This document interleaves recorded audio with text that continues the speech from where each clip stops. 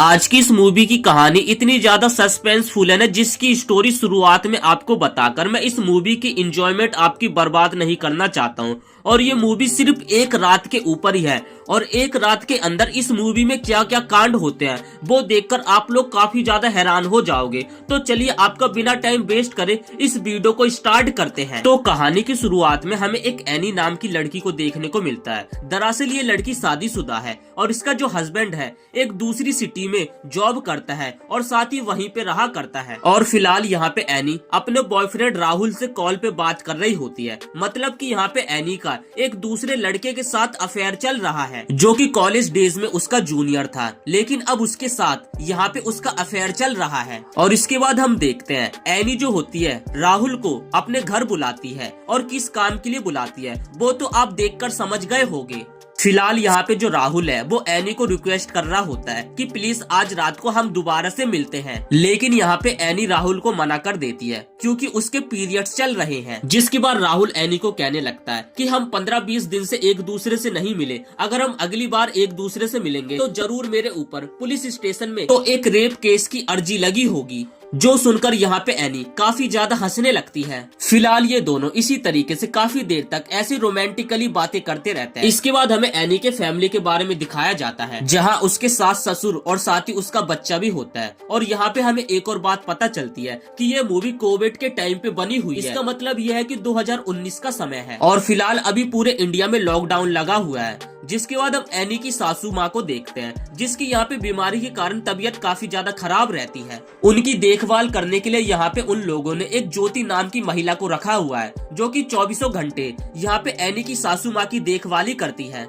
Any की सासू माँ ना तो कुछ बोल पाती है और ना ही कुछ कर पाती है। वो 365 दिन यहाँ पे बिस्तर पे ही पड़ी रहती है। और एनी के ससुर का नाम होता है गुड्डी चंद जो कि अपनी पत्नी से काफी ज्यादा प्यार करता है। गुड्डी चंद की एक आंख खराब होती है जिस कारण उसे दूसरी आंख से ठीक से दिखाई नहीं देता है और साथ ही ज्यादा एज हो जाने के कारण उसे कम कम सुनाई भी देता है। जब भी गुड्डी चंद को टाइम मिलता तो वो अपनी पत्नी के पास आकर उससे काफी सारी बातें करता रहता है। और तब हमें एक और बात पता चलता है कि एनी को अपनी सासू माँ की देखभाल करना बिल्कुल भी पसंद नहीं है और इसी ने यहाँ पे ज्योति को अपनी सासू माँ की देखभाल करने के लिए रखा हुआ है। एनी का तो बस एक ही काम है, वो अपने बॉयफ्रेंड से 24 घंटे कभी कॉल पे या फिर कभी वीडियो कॉल पे रोमांटिकली बातें करती रहती। जब एनी की शुरुआत में शादी हुई थी तो उस समय वो अपनी सासू माँ की अच्छे तरीके से देखभाल करती रहती, लेकिन धीरे धीरे उसे अपनी सासू माँ से काफी ज्यादा घिन आने लगी थी जिस कारण उसने ये सारा काम करना छोड़ दिया था। तभी यहाँ से सीन शिफ्ट होता है और हम ज्योति को देखते हैं जो कि एनी के पास आती है और कहने लगती है कि कुछ दिनों के लिए लॉकडाउन हटा दिया गया है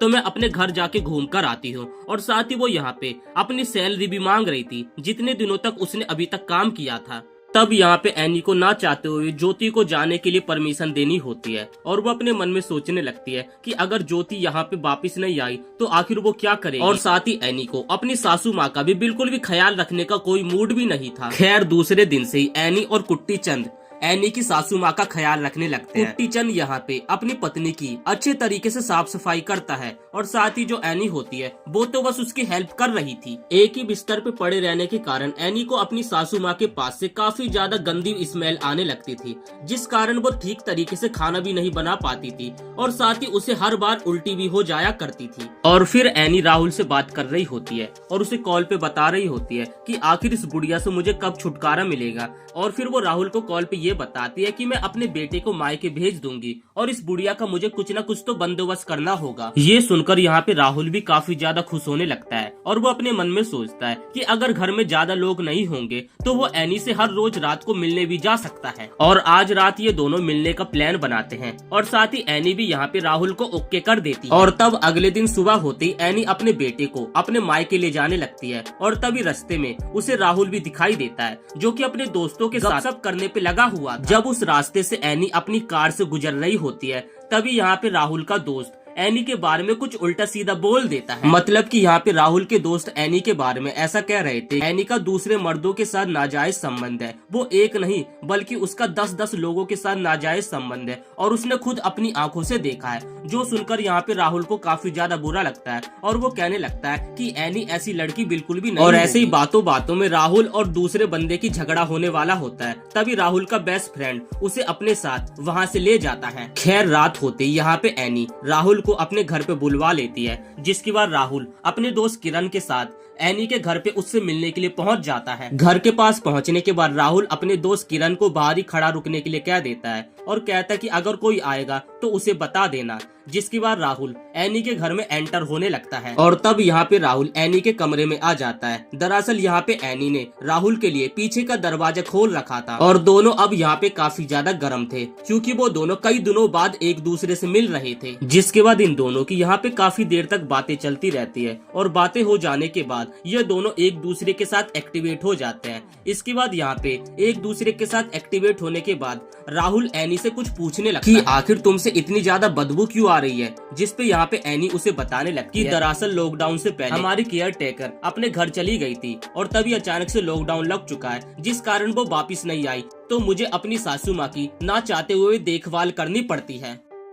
और वो राहुल को ये भी बताते कि मैं इन सब झंझट से बाहर निकलना चाहती हूँ और क्या तुम मेरी इस चीज में मदद करोगे। और मेरे साथ जिस प्रॉब्लम में है उसे भी काफी ज्यादा दिक्कत होती है और उनके कारण मेरे ससुर और साथ ही मुझे भी काफी ज्यादा दिक्कत होती है। उनकी ऐसी जिंदगी है कि वो कभी भी अपने बिस्तर से अब उठ नहीं सकती है। मुझे लगता है कि उन्हें अब मर जाना चाहिए और जब मेरी सासू माँ की डेथ हो जाएगी तो उसकी याद में मेरे ससुर भी आत्महत्या कर लेंगे, तो उसके बाद हम दोनों रोज रात को मिला करेंगे। ये सुनने के बाद यहाँ पे राहुल थोड़ा सा काफी ज्यादा शॉक्ड हो जाता है और डरने भी लगता है। जिसके बाद एनी कहती है कि आज रात को हम दोनों मिलकर साथ में मेरी सासू माँ को ठिकाने लगा देंगे। राहुल पहले तो ऐसा करने के लिए मना करता है, लेकिन यहाँ पे एनी के काफी ज्यादा फोर्स करने के कारण और उसकी मीठी बातें सुनने के कारण वो ये काम करने के लिए तैयार हो जाता है। किसी तरीके से रात के समय राहुल और एनी की सासू माँ के रूम के अंदर चले जाते हैं। तभी वो लोग यहाँ पे एक कपड़े का रस्सी बना लेते हैं और उसका गला घोट के उसे जान से मारने की कोशिश करने लगते हैं। ये सारा नजारा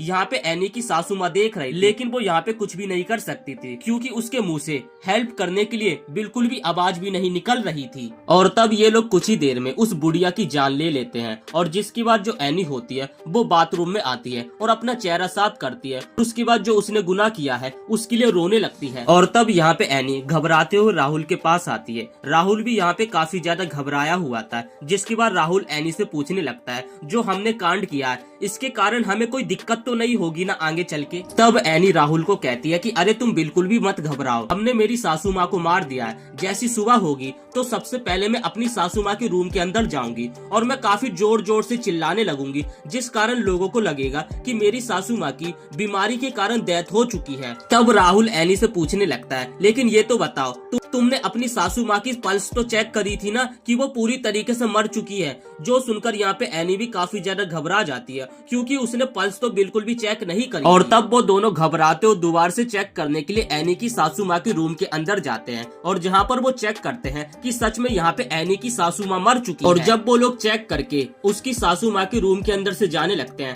तभी एनी सोचती है जिस कपड़े से हमने मेरी सासू माँ को मारा था वो कपड़ा आखिर कहाँ गया। जिसके बाद वो लोग पूरे घर में उस कपड़े को ढूंढने लगते हैं, लेकिन उन लोगों को वो कपड़ा कहीं पे भी नहीं मिलता है। तब एनी सोचने लगते हैं कि शायद से वो कपड़ा कुट्टी चंद को मिल गया होगा और कुट्टी चंद ने उस कपड़े को अपनी बीवी के गले से निकाल लिया होगा और शायद से उसने हमें ऐसा करते हुए देख लिया होगा और क्या पता अब वो हम दोनों की जान लेने वाला हो। तब छुपके से एनी कुट्टी चंद के कमरे में जाती है और कपड़े को चेक करने लगती है, लेकिन उसे कपड़ा कहीं पे भी दिखाई नहीं देता है। ऊपर से कुट्टी चंद को एक आंख से दिखाई नहीं देता है और साथ ही वो काफी ज्यादा ऊंचा भी सुनता है। तो बाद में ये दोनों दोबारा से एनी के रूम में आकर राहत की सांस लेते हैं और तब एनी कहने लगती है कि शायद से मैंने उस कपड़े को कहीं पे रख दिया होगा और उसके बाद मैं भूल गई, बाद में मैं उस कपड़े को ढूंढ लूंगी। और तब यहाँ पे टेंशन से बाहर निकलने के लिए वो दोनों दोबारा से एक दूसरे के साथ एक्टिवेट होने लगती हैं। और जब यहाँ पे काफी ज्यादा रात हो जाती है तो उसके बाद एनी राहुल को अपने घर से बाहर भेजने के लिए उसके साथ दरवाजे तक जाती है और जैसे ही वो लोग दरवाजे तक जाते हैं और तब वो लोग देखते हैं कि दरवाजे पर तो ताला लगा हुआ है, जिस कारण वो लोग घर से बाहर भी नहीं जा सकते। एनी सोचने लगते हैं कि शायद से उसके ससुर ने दरवाजे को लॉक कर दिया होगा, जिस कारण वो राहुल को भेजने के लिए पीछे वाले दरवाजे पर जाती है और वहाँ का भी यहाँ पे दरवाजा लॉक होता है। ये देखकर एनी यहाँ पे काफी ज्यादा घबरा जाती है और वो सोचने लगती है कि बाहर से कोई भी बंदा नहीं आया तो आखिर ये सारे दरवाजे कैसे लॉक हो सकते हैं। और वो दोनों यहाँ पे जिसके बाद काफी ज्यादा टेंशन लेने लगते हैं और पूरे घर में यहाँ पे चारों तरफ घूमने लगते हैं। और वो लोग एक बात नोटिस करते हैं कि पूरे घर में यहाँ पे लाइट भी नहीं होती है। तभी उन लोगों को ऊपर वाले कमरे से काफी अजीब सी आवाज आने लगती है और वो दोनों काफी ज्यादा घबराते हुए ऊपर वाले रूम की तरफ जाने लगते हैं और छुपके से एनी झांक कर देखने की कोशिश करने लगती है। तभी ऊपर वाले रूम का दरवाजा एनी के सर पे गिरता है, जिस कारण वो सीढ़ियों से नीचे गिर जाती है और उसके सर पे चोट लग जाती है। एनी की आवाज सुनकर जब राहुल उसकी मदद करने के लिए आता है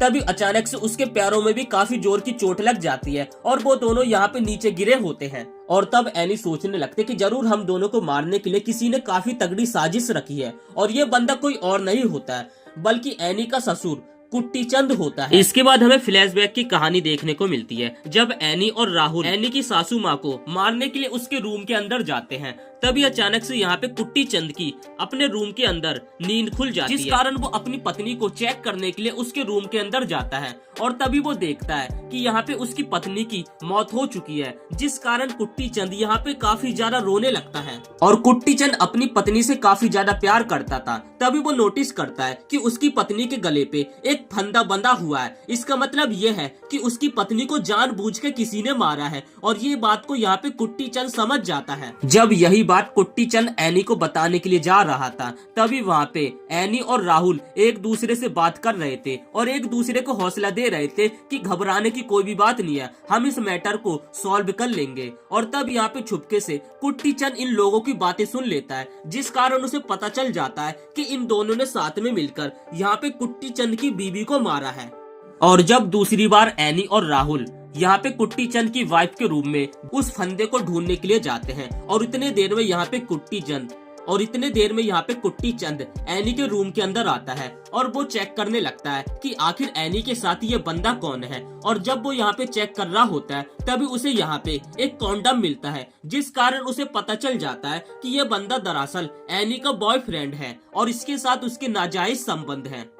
और जब तक वो लोग कुट्टी चंद के रूम के अंदर आते हैं तब तक यहाँ पे कुट्टी चंद एनी के रूम से तेजी में आकर यहाँ पे अपने रूम में सोने का नाटक करने लगता है।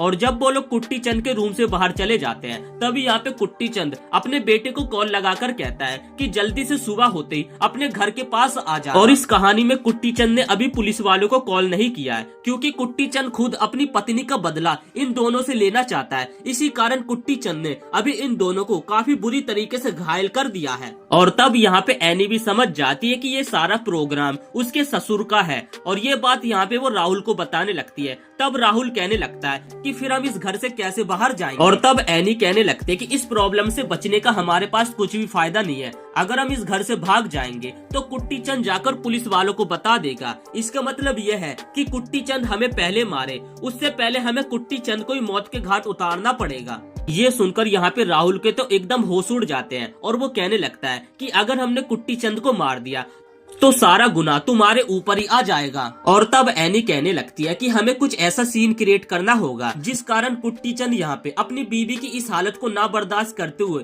पहले उसने अपनी बीवी को मार दिया और उसके बाद खुद उसने अपनी जान ले ली।